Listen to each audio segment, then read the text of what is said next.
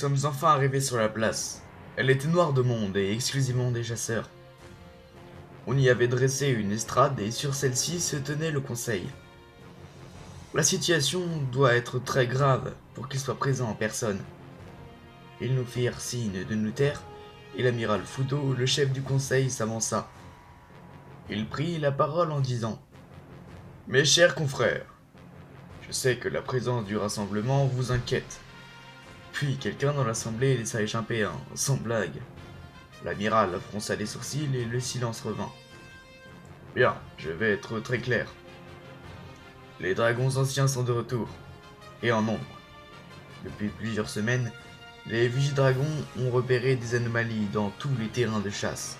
Perturbation des chaînes alimentaires, migration anormale de monstres, tous les signes avant-coureurs d'une catastrophe. Si je vous ai réunis, c'est pour vous annoncer que nous partons en chasse. La plus grande de l'histoire. Je n'oblige personne à nous suivre. Nous ne ferons même pas d'argent. Mais nous en appelons à votre devoir de chasseur. Si nous réussissons, cela sauvera d'innombrables vies humaines. Je ne sais pas si vous avez une famille, des proches, mais... Puis sa voix se brisa et dit: Vous savez, j'ai une femme et une fille. Alors ce n'est pas en tant qu'amiral Fudo, mais en tant que père et mari, que je vous en supplie. Aidez-nous à tuer ces dragons. Il s'était mis à genoux. Sa voix avait l'énergie du désespoir. Je regardais autour de moi. Tout le monde était bouche bée devant cette déclaration plus qu'inattendue. Puis l'amiral se ressaisit, se releva et dit: Je sais que nombre d'entre vous ne survivront pas.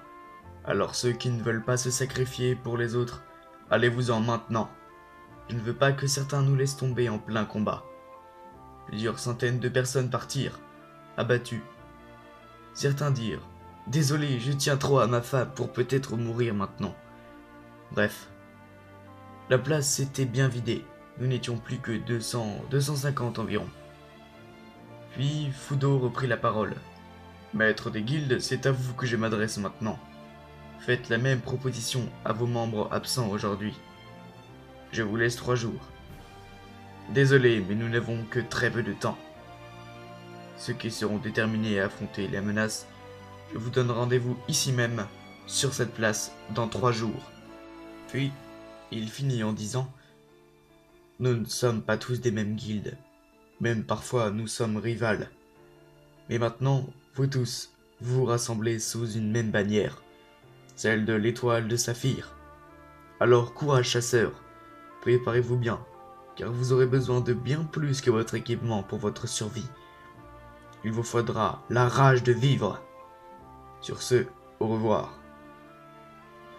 Ensuite, le maître a recherché tous les membres de la guilde présents sur la place pour nous ramener à notre guilde. Tout le monde avait la mine grave.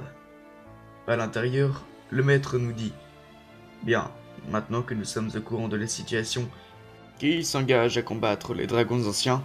Nous nous sommes tous regardés, puis contre toute attente, Gargrim s'avança et dit: Je ne suis pas né ici, mais c'est là que je vis, alors comptez sur moi. Puis ce fut au tour de Nélus. Je soutiens et pense la même chose que Gargrim. Je viens.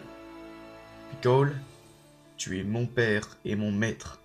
Je te soutiens dans cette épreuve, ainsi que mes camarades. Et enfin, moi, je suis tout nouveau ici, mais mes compagnons sont de la partie. J'en suis. Et après, beaucoup nous ont soutenus, par une approbation générale.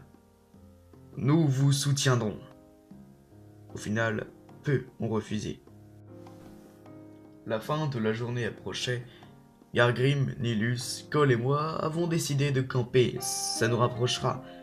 Et chacun savait que le moral est très important contre un adversaire qui nous est certainement supérieur. Nous firent un feu et dressèrent une tente en tissu imperméable en peau de Geriatodus, monstre connu pour avoir une peau complètement hermétique à l'eau. Nous nous asseyèrent autour du feu, puis Gargrim prit la parole d'un ton bourru comme à son ordinaire. Merci pour tout à l'heure de m'avoir soutenu. De rien, répondit Cole. De toute façon, j'avais l'intention d'y aller, avec ou sans vous. Mais je suis content qu'on soit tous présents.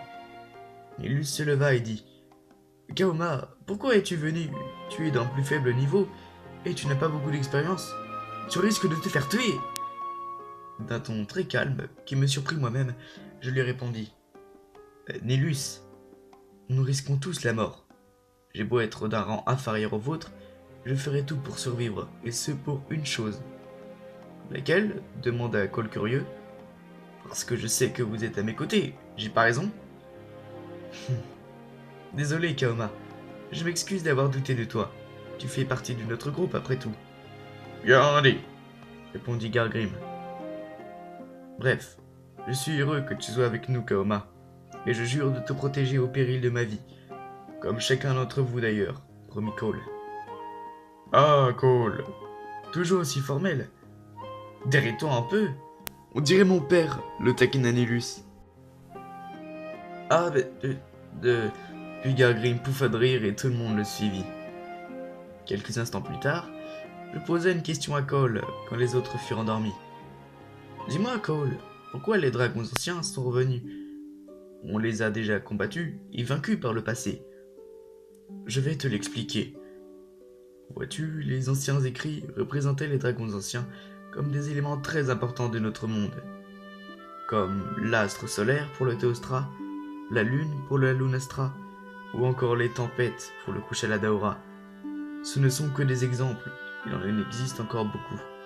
Alors dis-moi, as-tu déjà vu le soleil se coucher sans réapparaître au matin? Non, dis-je. Eh bien, c'est la même chose pour les dragons anciens. Ils étaient là bien avant nous, et le seront bien après notre disparition, si elle arrive. Autrefois, on les considérait comme des dieux.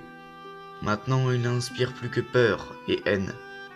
C'est triste, je trouve, que nous ne puissions pas résoudre cette querelle millénaire. Mais tu en sais un paquet de choses. D'où les tiens-tu? De l'enseignement de mon père et des écrits d'un scribe conteur qui existait du temps de la 4e flotte. Le scribe s'appelait un certain Kyojin de Denderma, je crois. Je le tiens en haute estime pour tous les livres sur l'ancienne civilisation qu'il a écrits. Bon, je m'égare. J'ai répondu à ta question. Oh, mieux que je ne m'y attendais. Bon, dors maintenant. Prends le plus de force possible, car ce n'est que dans 3 jours. Bien, bonne nuit. Je m'écoule de fatigue. Il m'a endormi comme une souche. Ça ne m'étonne pas avec la journée que je viens de passer. Dans 3 jours, la chasse au dragon commencera. Quel danger nous réservait-elle? Je ne le savais pas encore, mais ce fut pire que tout ce que j'avais imaginé.